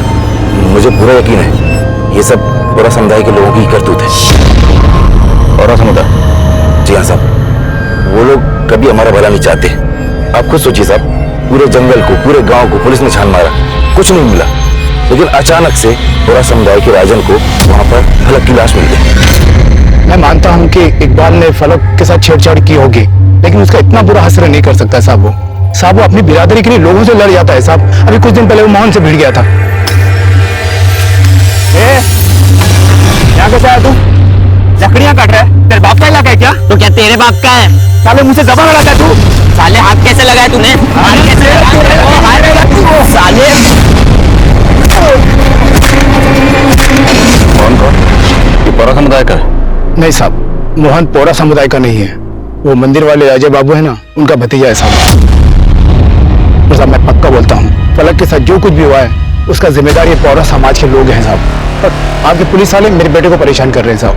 अब तुम अपने बेटे को बचाने के लिए पुलिस वालों के बारे में कुछ भी उलझुल बक रहे हो? मैं कुछ भी उलझुल नहीं बक रहा हूँ साहब, मैं सच कह रहा हूँ। मेरा बेटा बेकसूर है साहब।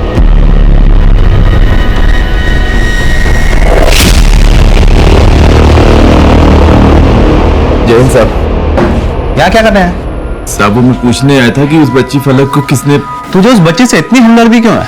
वो तो वनराई समुदाय की थी, जिनकी खुशी तुम पौरा समुदाय को बर्दाश्त नहीं होती है। साहब वो बातें अपनी जगह है, लेकिन मैं तुझे छोड़ दिया इसका ये मतलब नहीं है कि तू राडार में नहीं है। क्राइम ब्रांच ने वनराई और तेरे पौरा समुदाय के एक आदमी का डीएनए लेने को बोला है। जो सच्चाई है वो जल्द सामने आएगी। चल यहाँ से जा।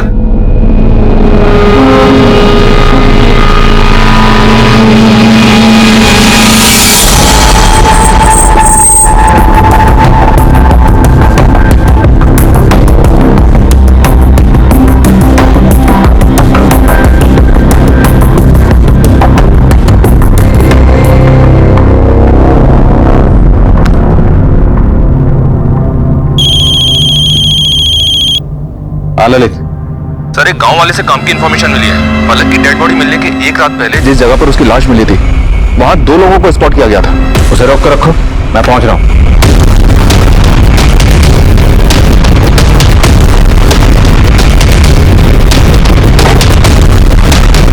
सर ये है वो। कौन थे वो लोग? अब उन दोनों को पहले कभी नहीं देखा, इस इलाके के नहीं थे वो।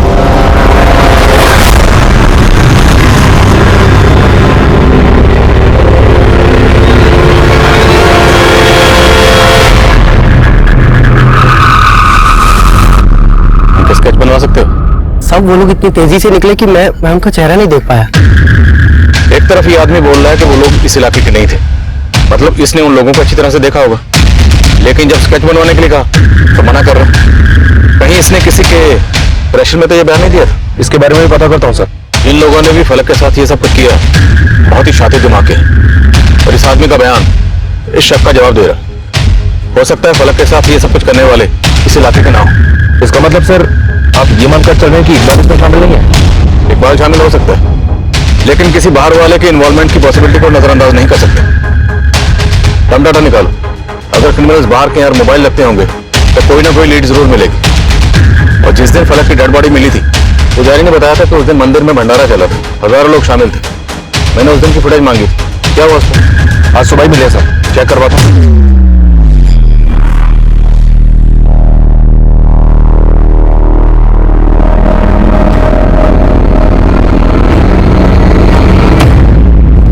जितने भी लोग दिख रहे हैं सबकी लिस्टिंग करो, पता करो कौन इस इलाके का और कौन नहीं। सबके फोन नंबर, एड्रेस मुझे चाहिए। Okay sir.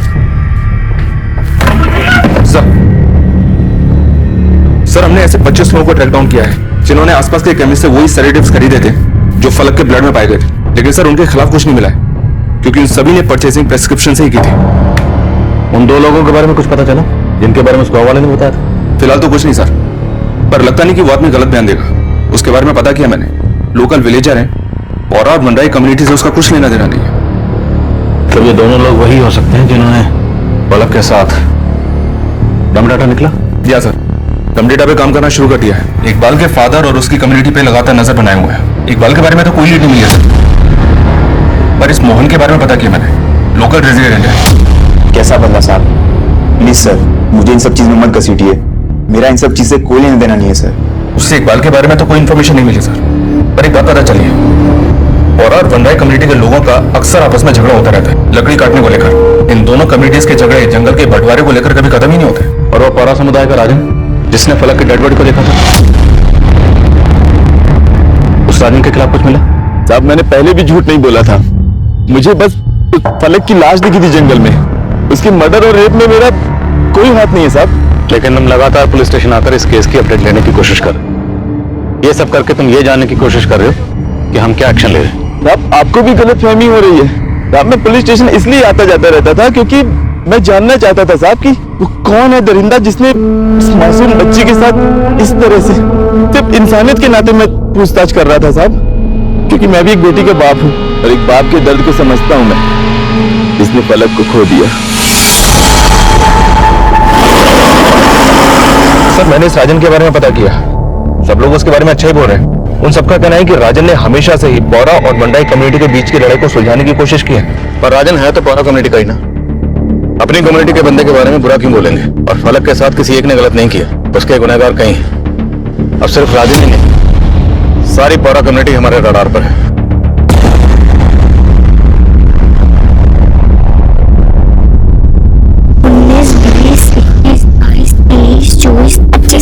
25 तो सिर्फ इस तरफ के हो मेरी दादी अम्मा, और उस तरफ के? अरे अम्मी ये तो बहुत आसान है, देखो अगर 25 इस तरफ के हुए तो इस तरफ भी तो 25 ही है ना, और 25 25 50 हो गई गिनती पूरी। हाँ हाँ मेरी होशियार मलिका। हाय मेरी जान, फलक से सीधा मलिक काम ना दे मुझे मलिका नाम पसंद नहीं है। क्यों? क्योंकि मैं फलक हूँ। जमीन पे फलक। वाह क्या नाम दिया बुजान ने मुझे। क्यों दिया था आपने नाम उसको? जमीन पे कभी फलक टिक सकती है क्या? चली गई वो छोड़ के। ऐसे नहीं, वो बहुत मजबूत थी, उसका दम घोट दिया गया। 7 दिन तक लड़ती रही, लेकिन उसको नशा देके ये सब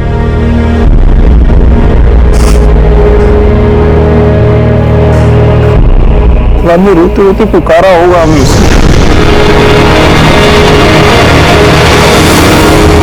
भाईजान, मुझे आप और भाभी को इस तरह बिरादरी से अलग देखकर अच्छा नहीं लग रहा है। आप लोग चलिए मेरे साथ कुल्लू घाटी, मैं वहां पर आप लोगों का रहने का सारा बंदोबस्त कर दूंगा।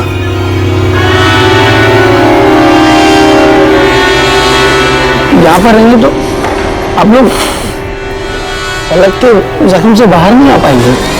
फलक किसी जमीन में दफन है, और जब तक मेरी बच्ची फलक को इंसाफ नहीं मिल जाता, मैं इस जमीन को छोड़ के कहीं नहीं जाऊंगा, यही रहूंगा।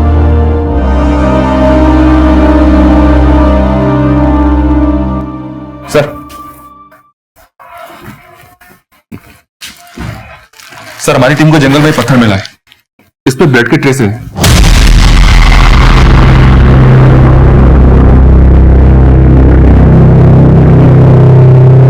इस पत्थर को फोरेंसिक के पास भिजवा, हो सकता है ब्लड फलक का। पत्थर कहाँ मिला? सर ये उस जगह से काफी दूर मिला है जहाँ इकबाल छुपा हुआ था। फोरेंसिक टीम का मानना है कि उस जगह की अच्छी तरीके से सफाई की गई थी सबूत मिटाने के लिए। उसके बावजूद उनकी टीम को वहां से कुछ बाल मिले हैं। किसी लड़की के बाल लगते हैं? या सर, बालों की लंबाई देख के लगता है फलक के हो सकते हैं। मतलब पूरे चांसेस हैं कि फलक को वहीं कैद करके रखा गया और सबूत मिटाने की कोशिश की गई। लेकिन इतना शातिर दिमाग जंगल में रहने वाले उन भोले वाले लोगों का तो नहीं हो सकता। तो सर आपको लगता है कि ये सब इकबाल ने नहीं किया?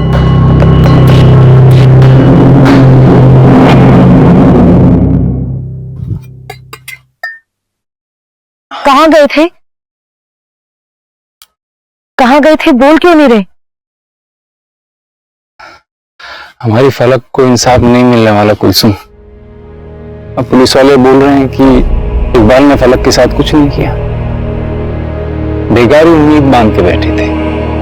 अब तुम ही बताओ, इकबाल ने नहीं तो किसने किया होगा? दुश्मन तो घर के अंदर ही है।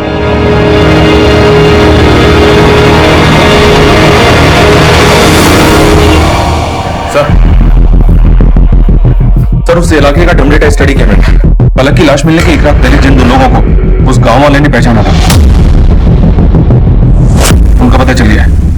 वो दोनों सलीम के ही फुफेरे भाई हैं। नाम क्या है? नदीम और अफजल। अफजल और नदीम? अभी अफजल और नदीम मंदिर के भंडारे में तो आएंगे नहीं। सर सलीम, अफजल और नदीम इन तीनों की मां आपस में बहनें थी। उनके नाम एक साझी की जमीन है, बस उसी जमीन के बंटवारे को लेकर सलीम का नदीम और अफजल से झगड़ा चल रहा है। तो फलक के साथ जो हुआ वो कहीं इस झगड़े का नतीजा तो नहीं? और फलक की लाश को ठिकाने लगाने वाले कहीं यही दो लोग तो नहीं?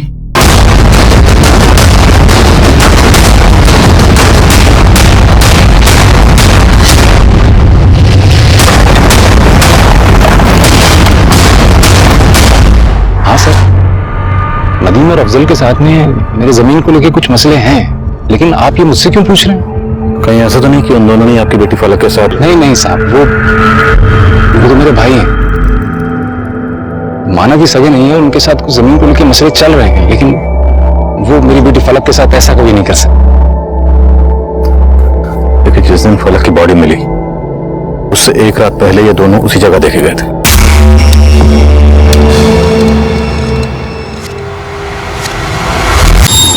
आएंगे क्यों नहीं साहब? सलीम भाईजान की बेटी खो गई थी, हम तो बस हाल पता जान गए हैं। फलक की लाश को ठिकाने लाने के बाद कैसी बात कर रहे हैं साहब? हम क्यों मारेंगे फलक को? वैसे तो सलीम भी तुम दोनों पे शक नहीं जता, पर फिर भी अब तुम दोनों हमारी रडार में, इसलिए हमसे बिना पूछे अपने इलाके से बाहर नहीं जाओगे तुम लोग। देख लो तुम्हारे भाई तो क्या, किसी पर भी भरोसा नहीं है मुझे। अरे उन्होंने भी कम दुख नहीं दिया हमें। अरे कुलसुम, तुम चुप हो जाओ और अपना दिमाग चलाना थोड़ा बंद कर दो। तो वो मैं आपका हाल जानने आया था। बार बार हमारी फिक्र क्यों कर रहा है? हमारी जख्मों में नमक छिड़कना चाहता है तू? निकल यहां से, निकल यहां से। सिर्फ मेरे भाई नहीं, ये भी है जिसपे पुलिस को शक है। क्या दिमाग? आपके भाई भी? तू निकला नहीं अब तक है? निकल यहां से, चल निकल, चल निकल।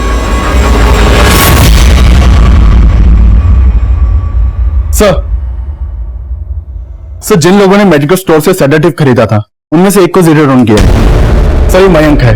करीब 1.5 महीने पहले इसने सेडेटिव खरीदा था और फलक के गायब होने से कुछ दिन पहले इसने सेम दवाइयां दोबारा से खरीदी थी। क्या नाम बता? सर, मयंक। ये देखा क्यों लग रहा है? इसको भंडारे के वीडियो में देखा होगा आपने सर। ले करो जरा।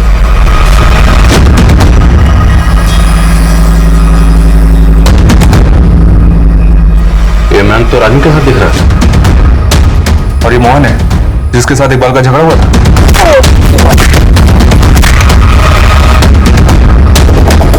मोहन और मैंग से मिलना पड़ेगा। सर, उसने तो मेरी नाक पर तोड़ दी और तुमने बदला ले लिया। कैसा बदला साहब? प्लीज सर, मुझे इन सब चीज में मत घसीटिए। मेरा इन सब चीज से कोई लेना देना नहीं है सर। ठीक है, तुम जा सकते हो। सर, ये प्रिस्क्रिप्शन मुझे पहले भी दिखाई थी। मेरे मामा की दिमागी हालत ठीक नहीं। डॉक्टर की प्रिस्क्रिप्शन के हिसाब से ये दवाई दिन में एक बार खिलानी है, राइट? हाँ। और केमिस्ट के हिसाब से ये दवाइयां तुम्हारे पास अभी भी बची होनी चाहिए।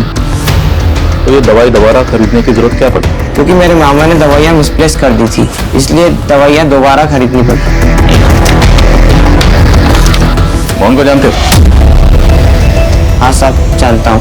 मेरे बचपन का दोस्त है, हम साथ में पढ़ते हैं। तो ये भी जानते होगे कि मोहन और इकबाल के बीच में झगड़ा किस बात को लेकर हुआ? साहब, वो इकबाल हमारे इलाके के जंगल से लकड़ी काट रहा था, बस इसी बात पे झगड़ा हुआ था। पौरा समुदाय का राजन? साहब, मैं पौरा समुदाय के लोगों को उनके नाम से नहीं जानता। ये मैंग और मोहन भंडारे के फुटेज में राजन के साथ दिख रहे हैं और ये कह रहा है कि राजन को जानते ही नहीं। ये राजन भी हमारा सस्पेक्ट है। कहीं ये कांड इन तीनों ने मिलकर तो नहीं किया? मैंने कुछ नहीं किया साहब। मैं हमेशा लोगों को आपसी भाईचारे की सीख देता हूँ, जुर्म करने की नहीं। भास्कर, बहुत पढ़ा लेते हैं इंसानियत का पाठ। भंडारे में तू, मयंक और मोहन के साथ देखा गया। ये कांड तुम लोगों ने मिलकर किया, तुम तीनों ने। तुम लोगों ने सोचा होगा जब बाकी लोग भंडारे में बिजी होंगे तो सब फलक की लाश को ठिकाने लगा दें। मैंने कुछ नहीं किया साहब। हाँ, भंडारे में मैं मयंक और मोहन के साथ था, लेकिन वहां से साहब मैं अकेला ही गया था। आपको यकीन नहीं आता तो साहब मंदिर वाले अजय बाबू, विनय बाबू से पूछ लीजिए। अजय या विनय? विनय बाबू से। कौन विनय बाबू? तो मंदिर के ट्रस्टी है साहब, अजय राणा, उनका बेटा है, चंडीगढ़ में पढ़ाई करता है। जब मैं वहां से जा रहा था तभी वो वहां पहुंचा था।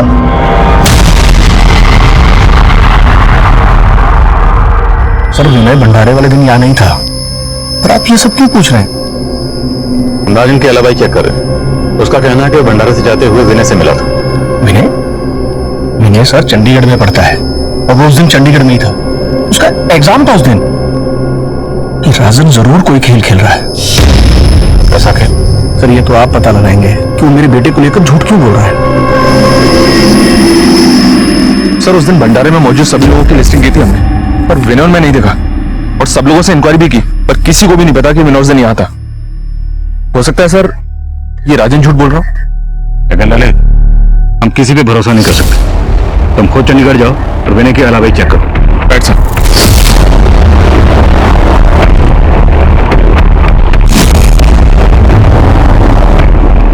सर 21 तारीख को तो मेरा एसएसटी का एग्जाम था और गांव तो मैं गया ही नहीं था।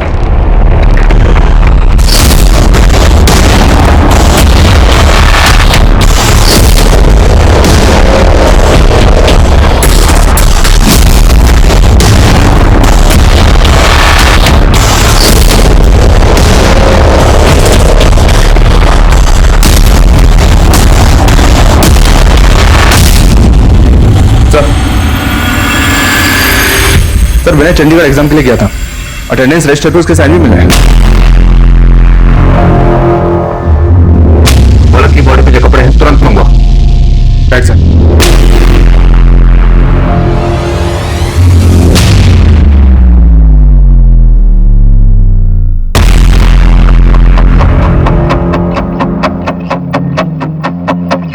ये माजरा कुछ अलग है। मैं जिसका नाम ले रहा हूं उनके बारे में सब कुछ पता करो, उनकी एक्टिविटीज, उनके कॉल रिकॉर्ड्स और बैंक ट्रांजैक्शंस, सब कुछ। ओके सर, पहला नाम लिखो।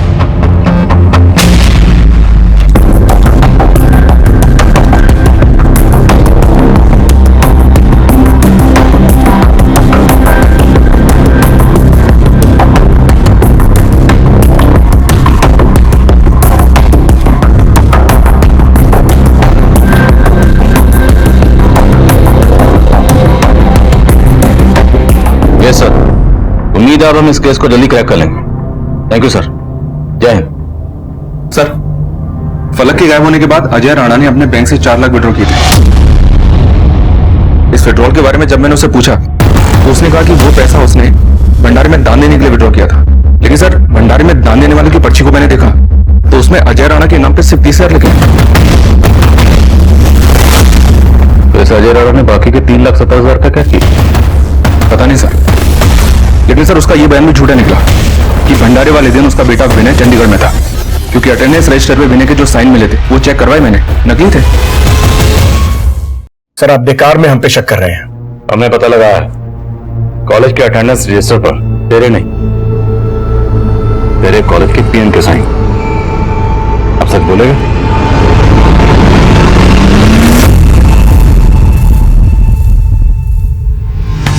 मैंने तो सब कुछ सच बोल दी, बिना मार खाए बच गया। अब तुम लोग पहले मार खाओगे फिर सच बोलोगे या ऐसे ही बोलोगे?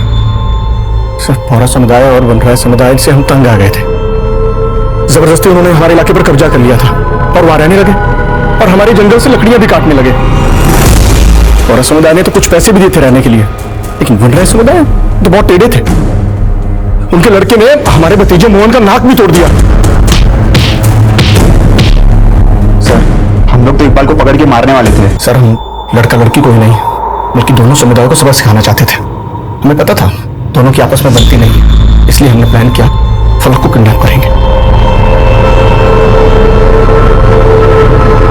इसके लिए मैंने अपने मामा की प्रिस्क्रिप्शन पे वो सेडेटिव्स खरीदे, फिर उसके बाद हमने फलक को उठा लिया।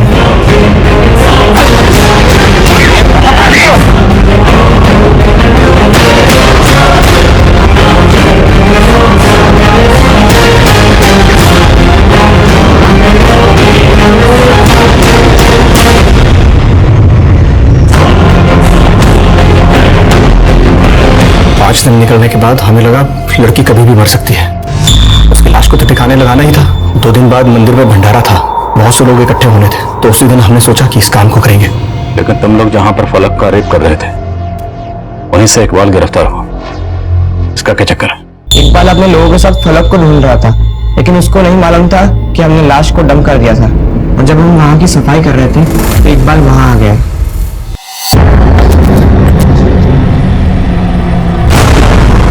ये क्या कर रहे हो? किसका खून साफ कर रहे हो ये? क्या कर रहे हो?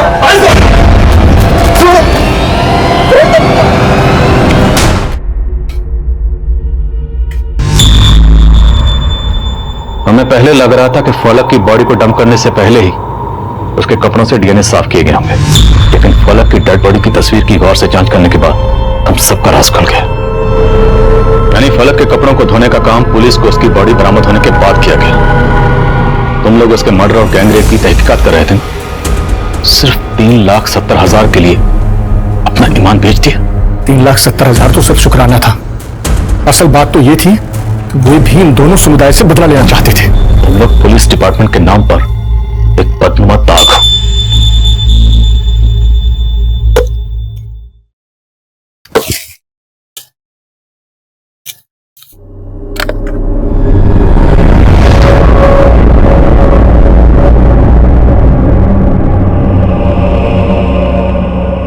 फलक फलक फलक फलक फलक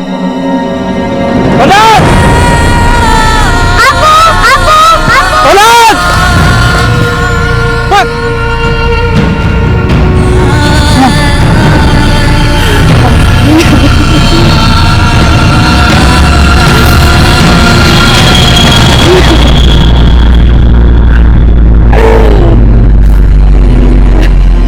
तकरीबन 40 दिन की तहकीकात के बाद फलक गैंग रेप केस सॉल्व हुआ। मैंने अपना काम कर दिया था, लेकिन मुझे चैन की सांस नहीं मिली, क्योंकि उस मासूम बच्ची फलक का चेहरा अभी तक मेरे जहन से नहीं निकल पाया। जो कुछ भी हुआ वाकई गैर इंसानी है। अतिक्रमण को लेकर जो मुठभेड़ वंडाई समुदाय के इकबाल और मोहन के बीच हुई थी, अगर वक्त रहते वहां के समझदार और बुजुर्ग लोग उसे सुलझा लेते तो फलक शायद आज भी हमारे बीच जमीन पर फलक की तरह होती। अब मैं आपसे इजाजत लेता हूं, आपसे फिर मुलाकात होगी एक और नए केस के साथ। तब तक देखते रहिए क्राइम पेट्रोल दस्तक। मकसद बताना नहीं, बचाना है। इस तरह के और भी एपिसोड देखने के लिए हमारे चैनल को सब्सक्राइब करें और बेल आइकन दबाना ना भूलें।